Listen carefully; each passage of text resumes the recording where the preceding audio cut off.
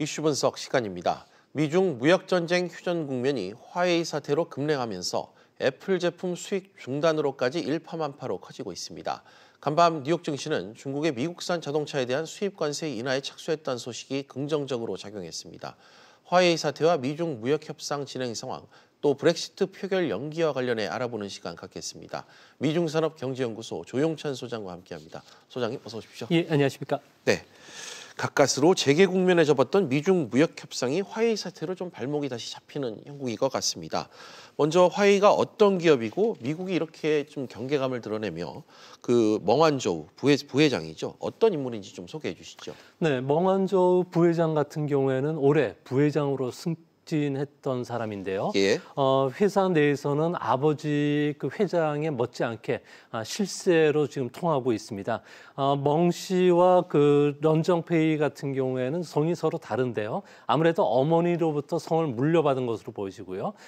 또한 그 멍 씨 같은 경우는 샤브리나 캐시아 같은 호칭을 쓰기도 하고 7개 여권을 다른 성, 다른 또 그 이름뿐만 아니라 나이도 그 서로 다르다고 합니다.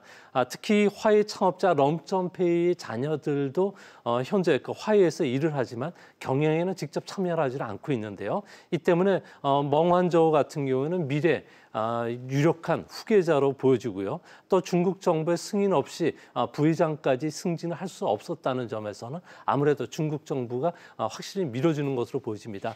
화웨이 같은 경우에는 현재 세계 1위 통신 네트워크 장비 관련 1위 기업인데요. 현재는 컴퓨터, 휴대전화, 반도체, 통신 장비와 관련해서 올해 매출이 1,022억 달러 정도 달하는 세계 최대 기업입니다. 예. 중국의 거센 반발을 미국과 캐나다가 이미 예상을 했을 텐데도 이 멍한저우 부회장을 체포해 구금한 이유, 이 배경이 지금 어떻게 현지에서는 해석되고 있죠? 네, 미국 언론들에 따르면은 이란 제재와 관련해서 허위 기재를 한 혐의라고 이야기를 하고 있는데요. 하지만 미국과 캐나다 같은 경우는 모두 정확한 체포 이유는 밝혀지지는 않고 있습니다. 워싱턴 쪽 분위기로는 중국 정부의 그 해킹이나 스파이 활동에 화웨이 시스템이 활용됐을 가능성이 있고요. 또 반도체 개발이라든지 인공지능과 관련해서는 미국 기업들의 기술 이전을 강요했다는 혐의까지를 받고 있다고 합니다. 지난 11년간 그 런정페이 같은 경우에는 런정페이 그 딸이죠. 그 멍한저우 같은 경우에는 미국에 들어갈 때 중국 여권 4개 그리고 홍콩 여권 3개 모두 7개의 그 여권을 가지고 들어갔었는데요. 아무래도 특수 임무를 수행하겠다는 의혹을 받기에 충분하다고 합니다. 이 때문에 제재 위반으로만으로는 캐나다에서 미국으로 신변을 인도할 수 있는 가능성은 낮지만 HSBC를 통한 불법 자금 거래 같은 경우는 충분히 가능하기 때문에 아무래도 미국 동부 연방 법원에 유죄가 인정됐을 경우에는 최고 30년형까지 받지 않을까 보여집니다. 네. 또 미국 측은 이 화웨이 멍한저우 부회장 체포 사태, 이 미중 간 또 무역 협상은 별개의 사안이다. 지금 선을 긋고 있는 이런 입장이지만 벌써 중국에서는 애플에 대한 판매 금지, 가처분 신청이 받아들여지고 있고 후폭풍이 계속해서 지금 굉장한 상황입니다. 어떻습니까? 네, 멍한저우 같은 경우에는 그 중국 안에서 이재용 그 부회장과 같은 경영인으로 통하는데요. 이 때문에 반미 운동뿐만 아니라 미국 제품 불매 운동 그리고 화웨이 핸드폰을 사자는 그 운동까지 벌어지고 있습니다. 퀄컴이 애플을 상대로 한 그 스마트폰, 아이폰 판매 가처분 신청이 중국에서 받아들여졌는데요. 이 때문에 구형 7개의 기종은 판매가 지금 중단되어 있는 상태입니다. 하지만 미국 기업 간의 소송이라는 점에선 이번 사태와는 좀 관계가 없는 것으로 보여지는데요. 미국은 무역 협상과는 그 별개의 문제라고 선을 긋고는 있지만 화웨이 같은 경우는 중국 정부의 국가 자본주의 그 모범 기업으로 육성하고 있다는 점에선 기술 강국 굴기를 선언한 시진핑 그 주석 입장에서는 아무래도 이번 90일간의 무역 협의에서는 좀 난항을 겪지 않을까 보여집니다. 네, 또 그런가 하면 이번 화웨이 사태를 둘러싼 미국 정부의 이 압박 정책, 미국 기술 기업들의 되려 부메랑으로 돌아올 수 있다. 뭐 이런 지적도 나오고 있습니다. 어떻습니까? 네, 화해에 대해서 아무래도 그 조직적인 범죄가 인정이 됐을 경우에는 화해에 대한 그 세 가지 시나리오를 생각할 수가 있는데요. 첫 번째 시나리오는 아무래도 최선의 시나리오가 될 것으로 보여지는데요. 멍한저우는 기소는 하되 화해에 대한 제재 조치는 발동하지는 않을 가능성이 있습니다. 하지만 이는 그 미국 의회 내뿐만 아니라 보수파의 반대로 인해서 확률이 낮고요. 가장 높은 확률은 중신통신처럼 제재 조치를 발동하지만 회사로부터 어느 정도 양보를 이끌어내는 아닌데요. 이럴 경우 미국 안의 강경파도 만족시킬 수 있을 거로 보여집니다.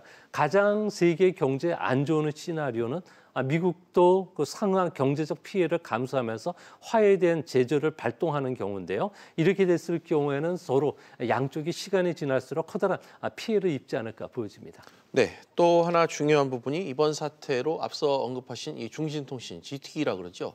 이어서 이 GTE를 포함해 다른 중국 대기업을 향한 견제가 또 확산되는 게 아니냐. 이런 우려의 목소리도 좀 나오고 있는데 전망이 좀 어떻게 되고 있습니까? 네, 트럼프 대통령 같은 경우에는 무역 협상이 끝나자마자 멍한저우를 체포했다는 것은 아무래도 중국을 압박하려는 의도가 있는 것으로 보여지는데요.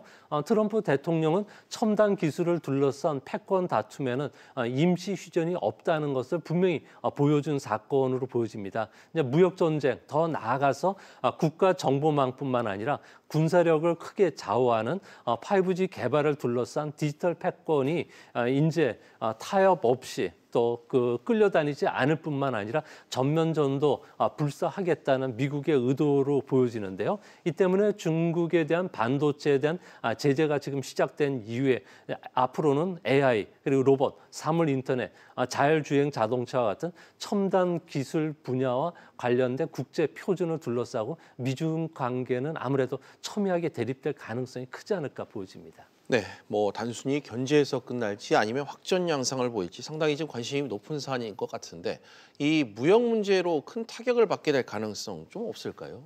아무래도 무역 문제로 비화될 가능성은 언제든지 있다고 보여지는데요.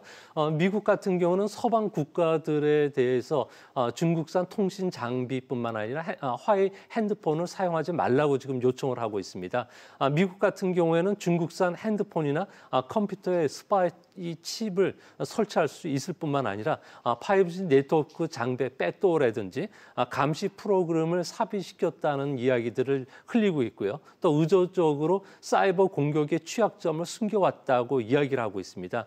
이 때문에 미국이 중국 통신 업체를 견제하는 것은 첫 번째로는 아무래도 미국 그 신흥 기업과의 거래를 중단시키게 해서 생산에 차질을 빚게 하는 문제, 그리고 막대한 벌금을 부과해서 투자 여력을 없애기 위한 문제인데요. 앞으로 패권과 관련된 지위와 관련해서 미중이 서로 맞대응하고 있기 때문에 앞으로 무역 문제까지도 확산될 가능성이 크지 않을까 보여집니다. 네, 뭐 이번 일련의 사태와 관련해 중국이 어떤 입장을 내놓을지 상당히 좀 관심이 커질 것 같습니다. 보복에 일방적으로 당하고 있지만은 않을 것 같은데 어떨까요? 네, 미국 같은 경우에는 패권 다툼으로 좀 보고 있고요. 중국도 미국과의 패권 다툼에서 초반서부터 밀렸을 경우에는 돌이킬 수 없는 상태까지 갈 수 있기 때문에 강대강 맞대응을 지금 예고한 상태인데요.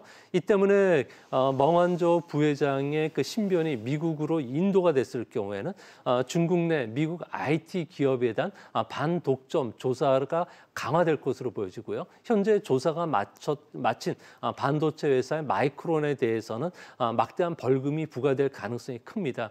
이뿐만 아니라 경고 수준의 미국 국채를 매각할 수도 있겠고요. 300만 명에 달하는 중국인들의 미국 여행 자제령이 발동이 될 가능성이 크지 않을까 보여집니다.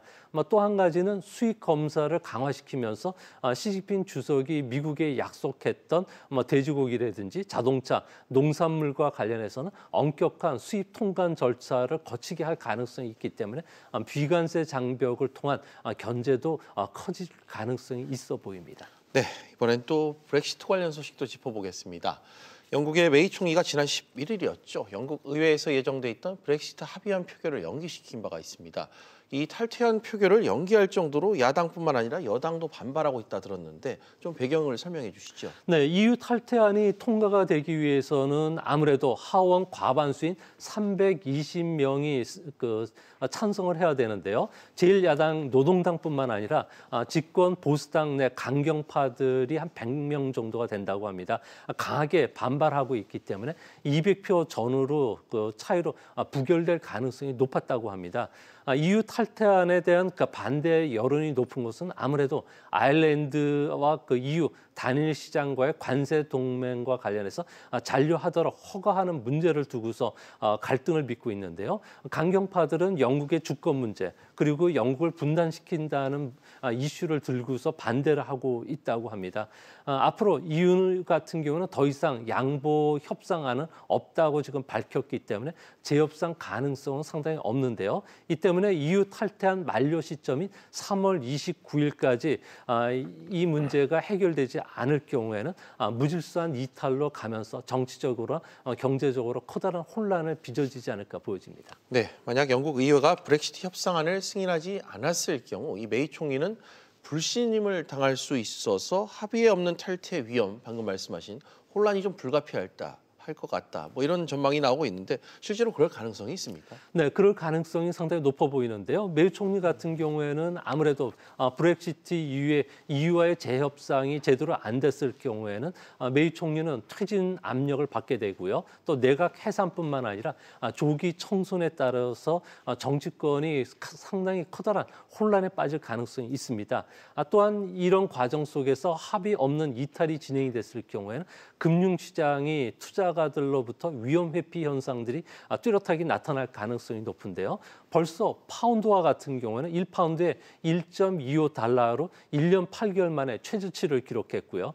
또한 유럽의 금융시장까지 또 주식시장까지도 흔들리는 그런 모습을 보여주고 있습니다. 이 때문에 공포지수가 급등했을 경우에는 아무래도 세계 경제의 트리거가 될 수 있기 때문에 세계 외환시장뿐만 아니라 주식시장은 영국의 브렉시트와 관련해서 예민하게 반응하지 않을까 보여집니다. 네, 마지막으로 브렉시트 관련 향후 시나리오 전개성을 짧게 한 말씀 부탁드립니다. 아무래도 가장 좋은 시나리오는 영국과 EU가 재협상을 해야 되는데요. 재협상을 하더라도 합의 없는 탈퇴 가능성은 언제든지 있을 거로 보여지고요.